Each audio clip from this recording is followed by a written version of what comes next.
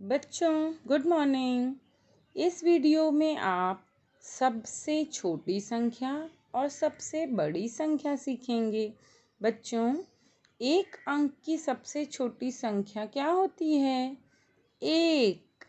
उससे छोटा शून्य होता है, पर शून्य अगर अकेले है तो उसका कोई मूल्य नहीं होता।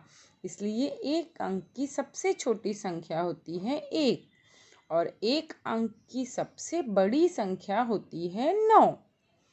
दो अंक की सबसे छोटी संख्या 10 और दो अंक की सबसे बड़ी संख्या 99।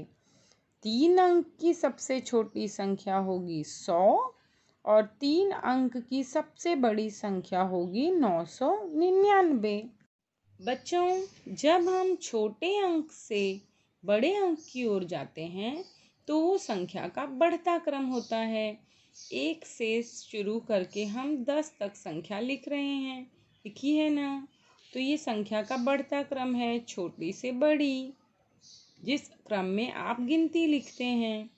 और जब हम बड़े अंक से शुरू करके छोटे अंक की ओर जाते हैं तो वो संख्या का घटता क्रम होता है। यानी कि ये जो गिनती हमने लिखी थी उसको उल्टा लिख दिया तो ये घटता क्रम हो गया। बच्चों, यहाँ आपको कुछ संख्याएं दी गई हैं जिन्हें आपको बढ़ता क्रम और घटता क्रम में लिखना है। तो आप कैसे लिखेंगे? ये सबसे पहली संख्या है 70, फिर है 85 और ये है 64। मैंने आपको बताया था कि अगर ये सारी दो अंक की संख्याएं हैं तो जिसकी दहाई सबसे बड़ी होगी वो सबसे बड़ी संख्या।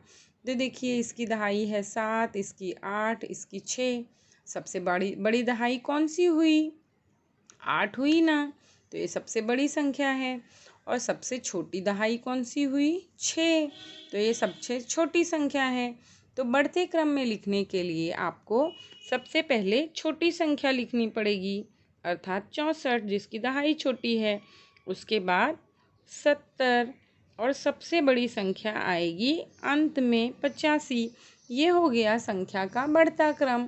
अब इसका घटता क्रम कैसे लिखेंगे? इसी को उल्टा लिख देना है। सबसे पहले बड़ी संख्या 85, फिर बीच में 70 और अंत में सबसे छोटी संख्या। ये हो गया संख्या का घटता क्रम। अब देखिए, दूसरी संख्या है 26, 29 और 20। मैंने आपको बताया था ना कि दहाई किसकी सबसे बड़ी है, वो देखिए। पर यहाँ तो तीनों दहाइयाँ समान हैं, तो आप कैसे पहचानेंगे? अगर दहाइयाँ समान हैं तो हमें इकाई देखनी पड़ेगी। इसमें से सबसे छोटी इकाई किसकी है? 20 की। तो इसका मतलब सबसे पहले आएगा 20। उससे बड़ी कौन सी है? 26, क्योंकि 6 शून्य से बड़ी है। और सबसे बड़ी सबसे अंत में आएगी 29। ये हो गया इसका बढ़ता क्रम। अब इसको घटते क्रम में लिखना है तो सबसे बड़ी, फिर छोटी, फिर सबसे छोटी संख्या, इस तरह। अब देखिए, यहाँ पर 3 अंक दिए गए हैं, 3 संख्याएं। एक में 1 अंक है, इसमें 2 अंक है, इसमें 3 अंक है। अब इसमें आपको कैसे पता चलेगा छोटी बड़ी? ये तो बहुत आसान है।